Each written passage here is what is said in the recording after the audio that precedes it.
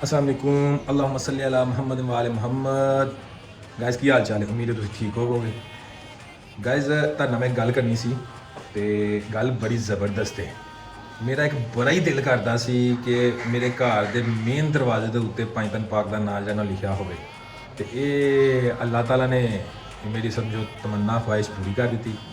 ਉਹ ਮੇਰੇ ਘਰ ਦੀ ਚਗਾਰ ਖਰਾਬ ਹੋਈ ਥੋੜੇ ਦਿਨ ਪਹਿਲੇ ਤੇ ਮੈਂ ਚਗਾਰ ਜਿਹੜੀ ਉਹ ਬਣਵਾਉਣ ਗਿਆ ਜਦੋਂ ਤੇ ਮੇਰੇ ਦਿਲ 'ਚ ਇੱਕ ਗੱਲ ਆਈ ਕਿ ਮੈਂ ਕਿਹਾ ਕਿਉਂ ਨਾ ਇਹ ਚਗਾਰ ਦੀ ਉੱਪਰਲੀ ਸਾਈਡ ਦੇ ਉੱਤੇ ਪੰਜਤਨ ਪਾਕ ਦਾ ਨਾਂ ਲਿਖਾ ਦਈਏ ਤਾਂ ਕਿ ਮੈਂ ਜਦੋਂ ਵੀ ਇੱਥੋਂ ਲੰਘਾਂ ਤੇ ਜਦੋਂ ਵੀ ਘਰ 'ਚ ਵੜਾਂ ਤੇ ਜਦੋਂ ਘਰੋਂ ਬਾਹਰ ਨਿਕਲਾਂ ਇਹ ਮੇਰੇ ਉੱਤੇ ਸਾਇਆ ਜਿਹੜਾ ਨਾ ਇਹਨਾਂ ਦਾ ਹੋਵੇ ਤੇ ਮੈਂ ਇਹਨਾਂ ਦੇ ਸਾਏ ਦੇ ਥੱਲੇ ਹੁੰਗਾ ਤੇ ਲਿਆਦਾ ਬਹਰਾਲ ਮੈਂ ਆਪਣਾ ਜਿਹੜਾ ਵੀ ਉਹ ਦਿਲ ਦੀ ਤਮੰਨਾ ਉਹ ਮੈਂ ਪੂਰੀ ਕੀਤੀ ਹੈ ਤੇ ਮੈਂ ਤੁਹਾਡੇ ਨਾਲ ਵੀ ਸ਼ੇਅਰ ਕੀਤੀ ਹੈ ਕਿ ਮੈਂ ਚਲੋ ਆਪਣੇ ਵਿਊਅਰਸ ਜਿਹੜੇ ਨੇ ਉਹਨਾਂ ਨੂੰ ਵੀ ਦੱਸਾਂ, ਆਪਣੇ ਦੋਸਤਾਂ ਨੂੰ ਸਾਰਿਆਂ ਨੂੰ ਦੱਸਾਂ ਤੇ ਉਹਨਾਂ ਨੂੰ ਵਿਖਾਵਾਂ ਤੇ ਤੁਹਾਨੂੰ ਦਿਖਾਉਂਦੇ ਹਾਂ। ਦੇਖੋ ਤੁਸੀਂ